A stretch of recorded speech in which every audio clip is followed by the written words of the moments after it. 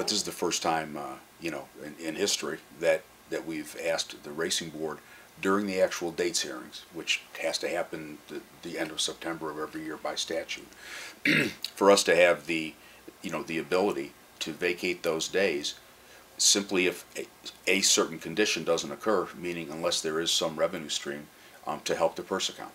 So you have slots and table games that are existing in Illinois. You have video gaming terminals, of which they're producing more taxes now in the state than are the casinos. Those are both legal. Neither of those we can have here. Fairmount is a huge place with 3 liquor licenses, and yet we can't even have one video gaming terminal. They're right across the street and they're right on Black Lane. We can't even have one because of the way the law is written. We thought if we really had these things going, and we had 150 of them, we could produce about $2 million a year in purse money, which is actually pretty big because right now we distribute $4 million.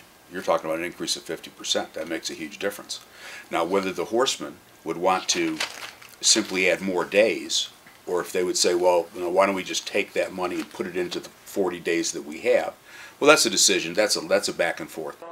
It's really hard for us to assess. And we know, for instance, when we're racing live, and you know there's 3,000 or 4,000 people here, we know that all those seats will be taken.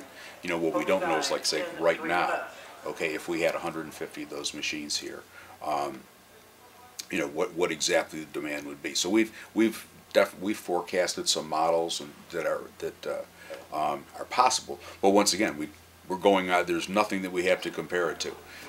They don't normally have the win, what they say, for a slot machine like that are even at the Casino Queen, you know, or the Alton Bell. Those are the 2 closest examples, or Lumiere.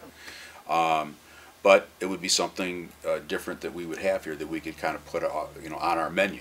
The best thing to do, so that this is not something that would come without warning, so that the horsemen could plan on something, and also as a way of, you know, at least letting the members of the legislature know, hey, listen, we've been asking for things for 15 years, and we're just now getting to the point where we simply can't offer enough purse money for us to be able to hold and maintain enough horses here to put on a racing program.